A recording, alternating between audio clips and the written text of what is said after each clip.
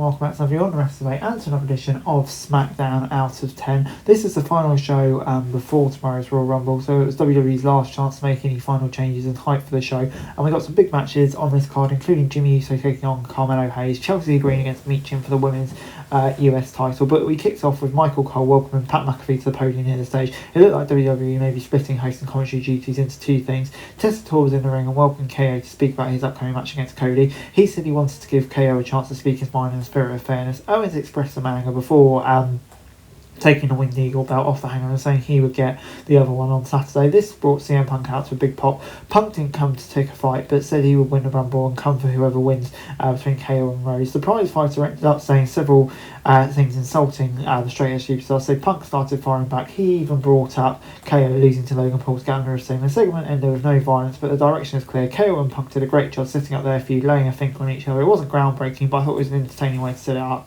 Moving on then to Jimmy Uso against Carmelo Hayes, and after attacking Jimmy last week during the entrance, Hayes found himself in a match with him on Friday's show. Both men gave quick promos before the fight got started. Melo got out of the gate hot and started to take Uso down right away. He stayed on him and didn't give him any time to recover, but made the mistake of trying to headbutt a Samoan and paid the price. Hayes regained control and began taunting the crowd and his opponent. He even stole the Usos running hip attacks to add insult to injury. There was a solid match with a lot of good individual moments. There was something off about the pacing. Both of these guys can work quicker than they did here, so it felt like they were going slow at times when they should have been picking up the pace. The waiting sequences allow for big moves to be sold and needs to be cut down on how exciting this contest should have been, especially considering who was involved. But I thought Jimmy ended up winning with a counter, and it's still a pretty decent match. I think we'll also see Lisa in the ring again with the roll of the title. So I think, maybe it's a good match, but it could be even better. So I'll go with a 6 out of 10.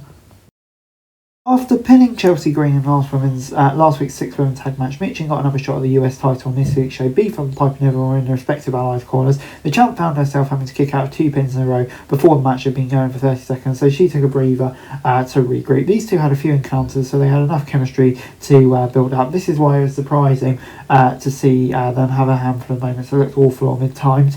Niven saved Green by pulling her out of the ring, and then she took the defeat from Meechin, and then Green got herself DQ'd with a kendo stick. It seemed a bit pointless, this really. It's obviously going to lead to a future match down the line. But yeah, it was a shame to see it kind of end like that when he still had the potential for a good match. But yeah, maybe we'll get another one down the line. Damian Priest came out and gave a promo about being in Smackdown, but he was eventually interrupted by the Bloodline. Surprisingly, Fatu told Priest to show some respect before telling him to lay down or get taken down. The Archer of Infamy was not intimidated in the slightest. He knocked down Tonga with one punch before he and Fatu started trading shots.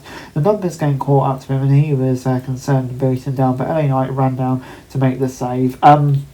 Setting up the main event, we'll get on to that later. Before we got an 8-man tag match with DIY, Pretty Deadly taking on Motor City Machine Guns and Angel Umberto. MCMG told Los Garzas they would have to back in their match, but Los Garzas did not seem interested. Ciampa had tagged out to Prince so he wouldn't have to face Shelley, so Shelley brought in Berto. While the match had great action, it was completely hampered by WWE airing a special ad for a movie and then going to a regular commercial about a minute after that. Even with picture-in-picture, the presentation was impacted. However, I think they did a good job of making it easy to follow. Wilson and Prince were the two biggest competitors, so they ended up doing a lot of catching when the high flyers started going on a roll.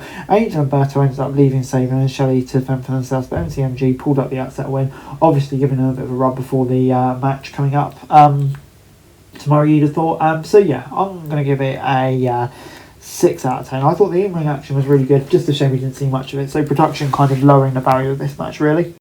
Halliburton was then brought out for a special interview with Cole and McAfee before we got Naomi take on Liv and Morgan. Bianca Belair and Rodriguez were both at ringside, so it felt like it was just a matter of time before they got involved. Naomi had the fair advantage, so she took control early. It took a distraction from Raquel to allow Morgan to trip Naomi on the middle row. This match had a good amount of time and allowed them to work at a different pace when it made sense to change things up. These sold big moves, but it also had some quick sequences of back and forth offense. Belair attacked Rodriguez when she tried to get involved again, and her intervention allowed Naomi to counter a pin and score the win. The celebration was short-lived though, due to Raquel and Liv attacking Naomi and Belair after the match. The list left the women to take chance down and out at the end of the segment, even 50-50 booking at the end. It was pretty entertaining. The right person won, but Lisa also looked a threat. Morgan and Rodriguez chasing the tag title, I think makes sense. I think that's the direction we're going in. So yeah, on the whole, I really enjoyed this. I'm going to give it a 7 out of 10.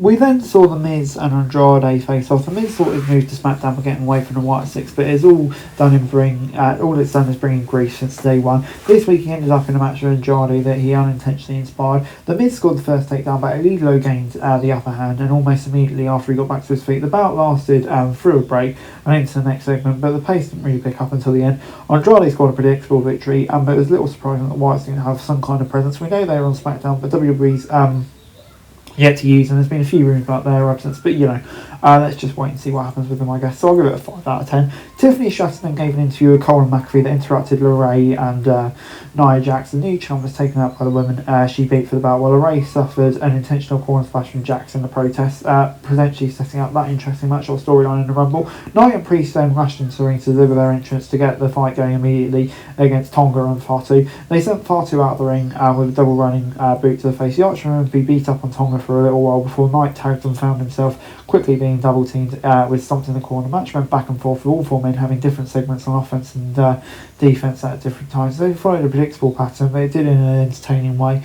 Priest and Fatu were then the stars of this bout and will likely end up in singles action soon, but on this occasion it was Priest and Knight who have won the Archer Infamy hit South of Heaven on Tonga for the pin. Fatu ended the show by attacking Priest with a moonsault. So yeah, kept Fatu looking strong, and I think also worked well in that regard of baby faces. Obviously Priest being new to SmackDown, so he kind of needs a win. So yeah, on the whole it makes sense. I'll give it a 7 out of 10. Overall, SmackDown out of 10 gets a 6 out of 10 for me. I thought, it was a pretty decent show this week. Lots of decent matches on there. But I thought, obviously, it's kind of like a final build for the Rumble, and a lot of that had already been done, so maybe not too many massive headlines coming out of the show. But I think for what it was needed, done, it was mostly done. So yeah, I'll go to 6 out of 10. Guys, that's it for this video. Thanks very much for watching. Remember to like, share, subscribe. Follow us on our socials, link in the description below for daily wrestling news, meme and content. Subscribe to our other channels on screen right now, that'd be greatly appreciated. Thanks very much for watching. Peace out.